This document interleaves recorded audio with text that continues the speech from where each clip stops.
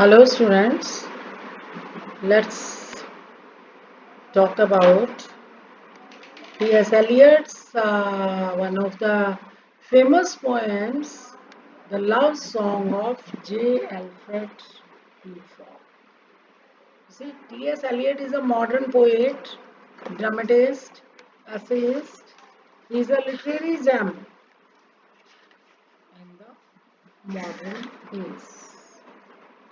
Now this poem stands foremost in the poems Prufrock and Other Observations published in 1917.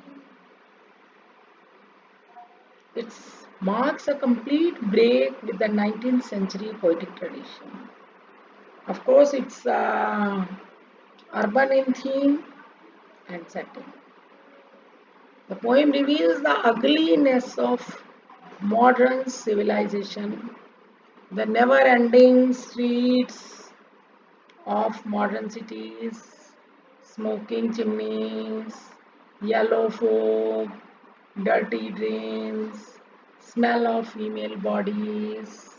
You see, the title of the poem is The Love Song. The Love Song. Whereas there is no love. And at the same time, it is not a love poem at all. The poem is not a love song in the traditional sense of the term. It is not a spontaneous outburst of feelings of lover for the beloved. Rather, it is an analysis of the mind of the lover who is unable to take a decision about making the proposal to his lady he loves. In a series of paragraphs, the lover analyzes the reason for a resolution and redecision, and he tries to justify his cowardice and lack of nerves, which make him completely incapable of formulating a proposal of love to his wife. So, behind this mental state is a disease of the modern routine. What is the disease of the modern routine? The aimless life of the city dwellers and the monotonous round of social parties. You see, the name is J.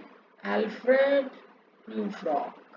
You see, the title suggests the name of the person who seems to be a quite sophisticated one or some from some royal background or having an extraordinary personality.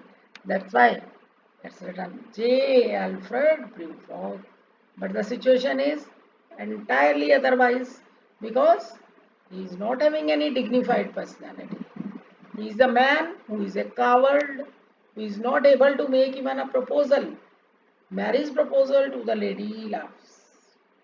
है ना?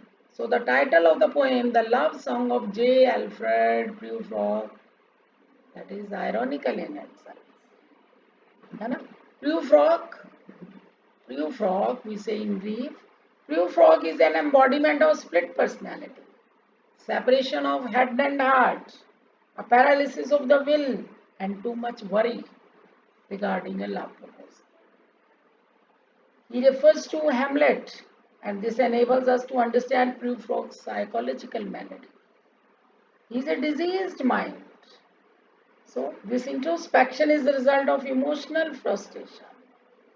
है ना? वो decide ही नहीं कर पाता. He is a middle-aged man, bald in the head. He is not hot-blooded. Middle-aged man है, आगे से गंजा है ना? So, he is not having that enthusiast. He is not energetic. He dresses, of course, smartly, smiles to ladies, but is unable to express his inner state of mind. The excuses for postponing the making of the love proposal arise from neurosis and from his fear of rejection. है ना? उसको डर लगता रहता है कि अगर उसने प्रपोज किया और फिर लेडी ने रिजेक्ट कर दिया तो क्या होगा, है ना? So that's why he doesn't make any proposal. Just throughout the poem, this poem is near about 160 lines, and throughout the poem he goes on thinking about that he should propose. So the poem highlights the dilemma and indecisiveness as well as squalor and barrenness of modern urban civilization. The first line of the poem, let us go, then you and I, may suggest that it is a dialogue between the two persons, but it is not so. It is an internal debate in the mind of Prufrock between the two sides of his personality, which highlights the nervousness and neurosis. So the poem can be best interpreted as an exposition of the moods and conflicts of the mind of Prufrock. So let's see the text. So here the lines which are written here that forms an epigraph. About title I told you that the title, the love song of J. Alfred Prufrock. It's neither a love song nor there is any romanticism.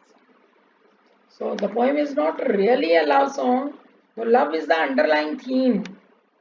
It records the indecision, hesitation, postponement of the proposal of the lover. The poem is rather a psychological, intended to dissect the suppressed feelings of the lover, especially his cowardice and irresolution. And this epigraph, these lines are the epigraph, these lines are the epigraph. It is taken from Dante's Inferno. In the 8th chasm of hell, Dante meets Guido, punished here with other deceitful counselors in a single prison of flame for his treacherous advice on earth to Pope Boniface. Like that, those things are there. So the point is that here Prufrock discloses his thoughts and feelings and assures that no one will be able to reveal them to his lady love or anyone else. So let's see the lines. Let us go, then you and I, when the evening is spread out against the sky, like a patient etherized upon a table.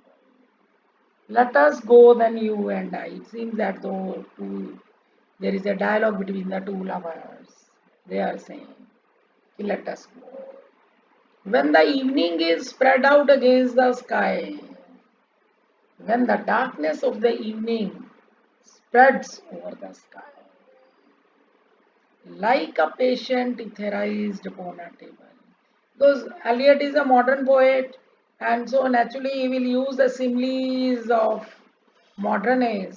So here the evening has been compared, like word आया ना देखो यहाँ, evening has been compared with the patient who is etherized upon a table. Patient को anaesthesia दिया हुआ है. इथेराइज का मतलब एनेस्थीसिया का इंजेक्शन देते हैं ना बेहोश करने के लिए, किसी का ऑपरेशन करना होता है. तो वो इवनिंग को किससे कंपेयर कर रहा है? उस पेशेंट से जिसको एनेस्थीसिया दिया गया है और वो ऑपरेशन टेबल पे पड़ा है ना. When the evening is spread out against the sky, कि इवनिंग जब ऐसी लग रही हो जैसे कि पेशेंट को एनेस्थीसिया दिए के टेबल पे लिटाया हुआ है, ऐसे टाइम में हम चलें. कहाँ चलें? Let us go, चलें. So certain half deserted streets. Half deserted streets मतलब in the evening time the people leave the streets and go to their homes. So the streets are half deserted streets. क्या मतलब कि भाई हम उस time पे चलेंगे जब गलियों में कम लोग होंगे. हाफ डेजर्टेड मतलब आधी खाली हो चुकी होंगी, कि लोग अपने घरों के अंदर जा चुके हों. The muttering retreats. Muttering retreats का मतलब क्या है? Cheap hotels where the visitors mutter in their sleep, है ना. Of restless nights in one night cheap hotels and sawdust restaurants with oyster shells. कहाँ चले हम कुछ उन गलियों में जो कि आधी खाली हो चुकी हैं, मटरिंग रिट्रीट्स, जहाँ पर मतलब चीप होटल्स जहाँ पे लोग रेस्ट सो रहे हैं, है ना। विजिटर्स दे आर मटरिंग, बुदबुदाते रहते हैं, खराटे लेते रहते हैं। ऑफ रेस्टलेस नाइट्स मतलब people who cannot afford paying for good hotels spend their nights in cheap hotels but they do not sleep adequate sleep of restless night in one night cheap hotels, है ना। कि भी सस्ते hotel तो ले लेते हैं, मटरिंग रिट्रीट्स का मतलब हुआ सस्ते होटल ले लेना। तो सस्ते होटल्स तो ले लेते हैं लेकिन वो वहाँ पर उनको नींद नहीं आती, है ना। तो घूमते ही रहते हैं वो, रेस्टलेस रहते हैं, they do not gate adequate rest and stay. And sawdust restaurants with oyster shell, sawdust restaurants क्या हो गए, चीप और dirty restaurants where the floors are covered with sawdust, है ना। sawdust restaurants का मतलब सस्ते होटल जहाँ पर मिट्टी पड़ी रहती है, sawdust पड़ी रहती है, oyster shells पड़े रहते हैं, है ना। Streets that follow like a tedious argument of insidious intent, है ना। स्ट्रीट टीडीएस आर्ग्यूमेंट क्या हो गया, streets that follow one another, TDS argument भाई जहाँ बहस करी जा रहे हो, जिस बहस में कोई भी हार मानने को तैयार नहीं है। Never ending arguments because the destination is unknown, है ना। तो भाई चल ही जा रहे हैं हम गलियों में एक के बाद एक, है ना। और गलियां कैसे लग रही हैं, टीडीएस आर्ग्यूमेंट की तरह से। ऑफ इंसीडियस इंटेंट, इंसीडियस मतलब कंसील्ड इंटेंट, जहां पे पर्पस जो है वो छुपा हुआ है, किसका, स्पीकर का। स्पीकर कौन है यहाँ पे, प्रू फ्रॉग का। To lead you to an overwhelming question, और कहाँ लेके जाना जा रहा है, एक इंपॉर्टेंट क्वेश्चन की तरफ। किसको, उस लेडी को, और लेके नहीं जा रहा, वो इमेजिन कर रहा है कि भी उसका मन क्या कर रहा है। देखो फिर से देखें, when the let's go then you and I, when the evening is spread against the sky like a patient upon the etherized upon a table, वो क्या कह रहा है कि चलो चलें, हम उस समय चलेंगे जब इवनिंग क्या है, डार्क होने वाली है। और इवनिंग कैसे लग रही है, जैसे कोई पेशेंट को एनेस्थीसिया देके ऑपरेशन टेबल पे लिटाया हुआ हो। लेट्स गो, चलो चलें, है ना, उन हाफ डेजर्टेड स्ट्रीट्स में से, उन चीप होटल्स में से की तरफ से, उस एरिया से जहाँ पे चीप होटल्स हैं, जहाँ पे जो रहने वाले जो लोग लेते हैं रेंट पे वो रेस्टलेस नाइट्स स्पेंड करते हैं, जहाँ पे होटल्स में क्या है, सारडस्ट पड़ी होती है फ्लोर पे, ओस्टर शेल्स पड़े होते हैं, है ना। चलो उन स्ट्रीट्स में से चलते हैं जो स्ट्रीट्स एक के बाद एक के बाद एक आई जाती है। और स्ट्रीट्स कैसे हैं, नेवर एंडिंग आर्ग्यूमेंट्स की तरह से। और उसमें है क्या, आर्ग्यूमेंट किस बारे में है कि भाई उसके अंदर क्या है, उसके मन में एक कंसील्ड पर्पस है। तो स्ट्रीट स्ट्रीट में से गुजरी जा रहे हैं, जाई जा रहे हैं, and he wanted to through arguments he wanted to move on to an important question, and that question is an concealed one, है ना। So this is what he says. So the streets follow like a winding course, like a tedious argument, है ना। So let us follow these streets, है ना, and let's move to the concealed desire, and he wants to lead his lady to an important question.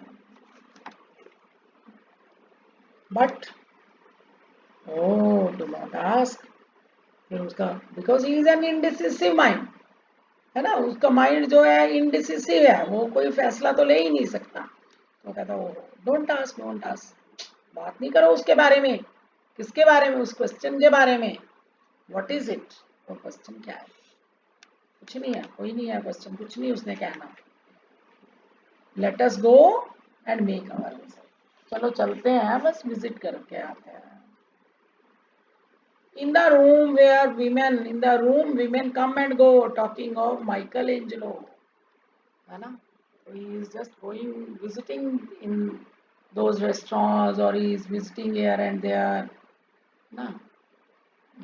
And then what happens? Tufrog doesn't wish to tell anyone the purpose of his visit. बस visit कर रहा है और वो किसी को बता नहीं रहा. अब यहाँ पर थोड़ा क्लियर हो रहा है ये बात कि वो अपनी बिलवड के साथ नहीं जा रहा भाई. It is with his own mind, है ना?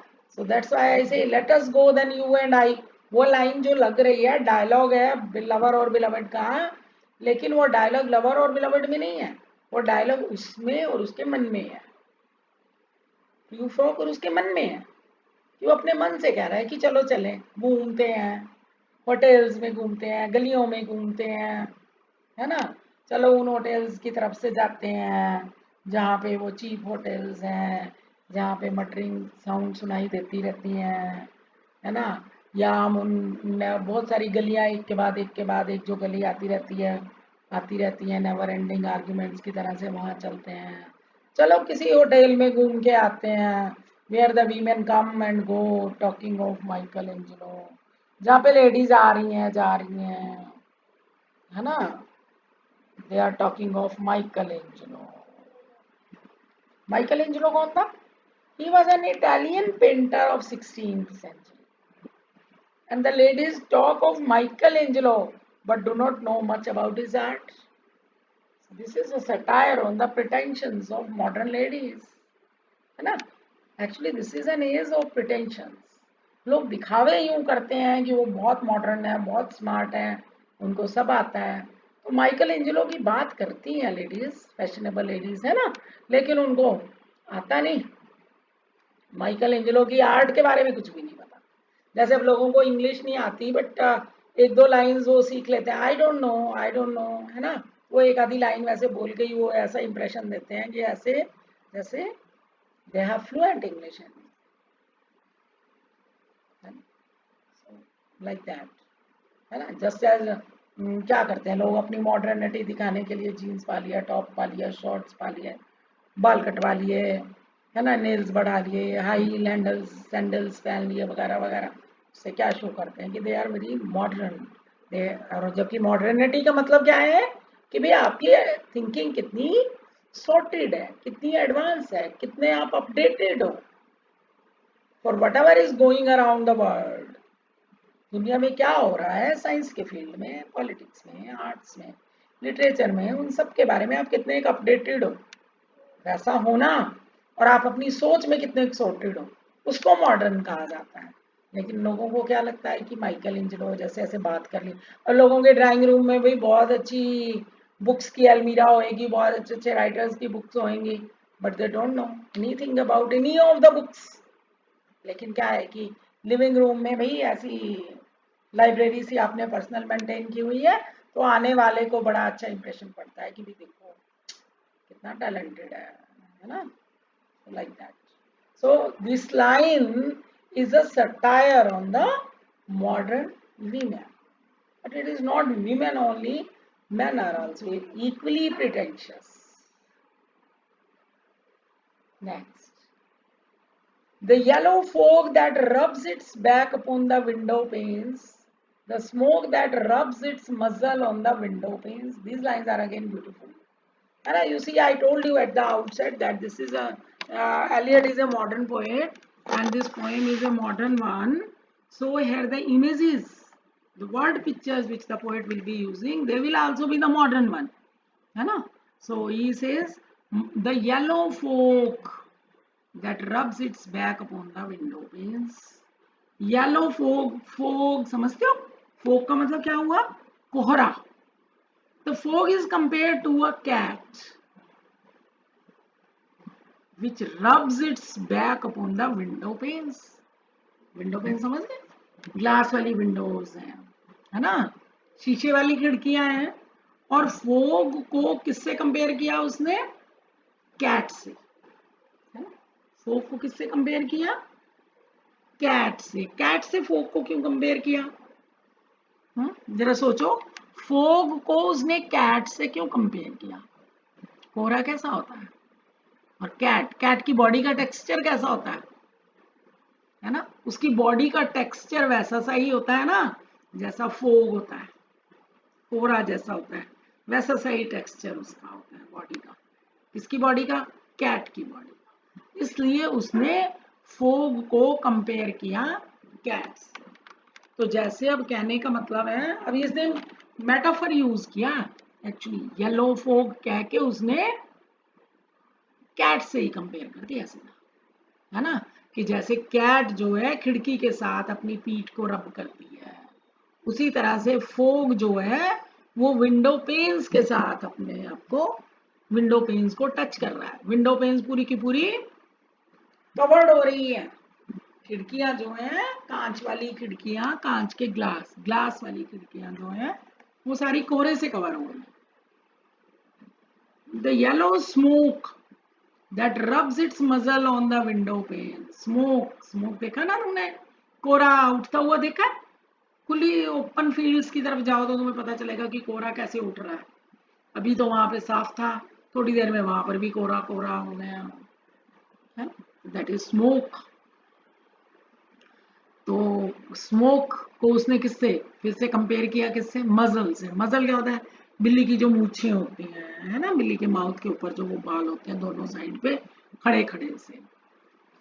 तो वो कह रहा है कि वो स्मोक, किसका स्मोक? कोहरा।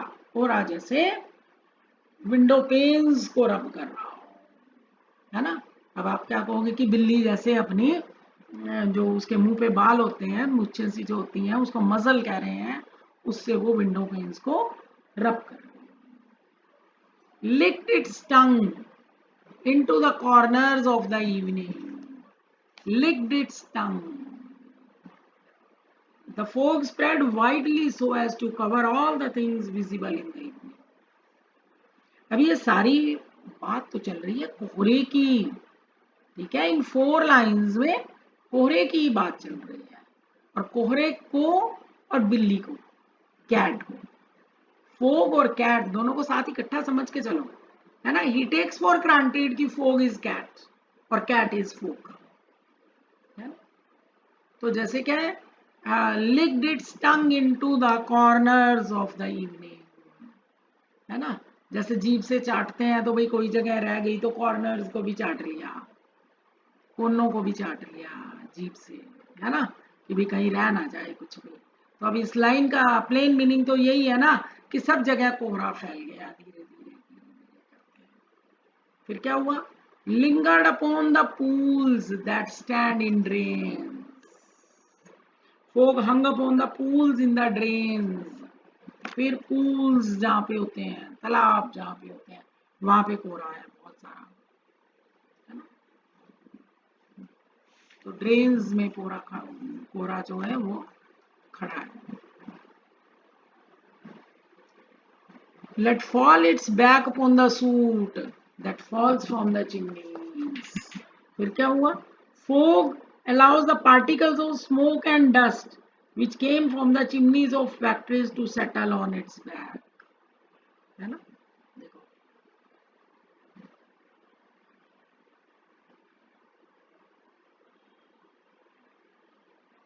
let fall upon its back the soot, soot मतलब धुआं, that fall from chimneys। तो फिर let fall upon its back का मतलब क्या हुआ? वही कोहरा, कोहरे के ऊपर फिर फाइनली जो डस्ट पार्टिकल है धुएं के, है ना, चिमनी से, फैक्ट्रीज की चिमनी से जो धुआं आ रहा है उसके जो डस्ट पार्टिकल हैं वो भी उस कोहरे में शामिल हो जाते हैं, है ना? स्लिप्ड बाय द टेरेस, फिर वो टेरेस, टेरेस मतलब छत, वहां से वो पास हो जाते हैं। मेड सडनली, और अचानक फिर वो आगे कहीं और चले जाते हैं।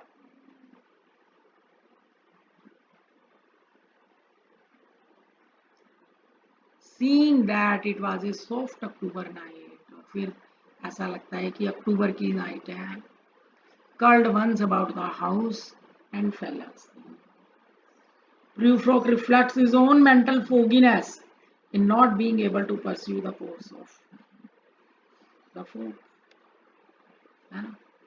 Seeing that it was a soft October night, फिर उसको लगता है कि तो अक्टूबर नाइट है. फिर वो क्या होता है कि फिर वापस अपने curled about once about the house and fell asleep. फिर वो स्लीप हो जाता है, सो जाता है, क्योंकि actually there is a fogginess in his own mind, है ना. उसका दिमाग भी तो फोगी है, कोहरे, उसके दिमाग में भी तो कोहरा ही जमा हुआ है. ही इज नॉट सॉर्टेड, है ना. वो खुली सोच का नहीं है, उसके दिमाग में क्लियर नहीं है कि वो क्या चाहता है और क्या करना है और कैसे करना है और कब करना है, और कर कुर के परे करे, है ना. ऐसा वो कर नहीं पा रहा. तो इसलिए वो फोग वाली इमेज तो उसने चालू की यहाँ से, ऊपर से स्टार्टिंग से, yellow fog that rubs it's back upon the window panes और ये सब, है ना. जिसके बारे, जिसको बढ़ाई जा रहा है और बताई जा रहा है, लेकिन 4-5 लाइन 5-6 लाइन बताने के बाद उसमें और हिम्मत नहीं है कि भाई फोग वाली सिचुएशन को, फोग वाले एनवायरनमेंट को और ज्यादा डिस्क्राइब करी जाए. तो finally fail asleep. Fail asleep का एक मीनिंग ये भी है कि he is not able to take any decision. He is fed up with his own fogginess of mind. I hope you understand what I am doing with you regarding the text of this poem. So rest of the part we will do in the next session. Thank you.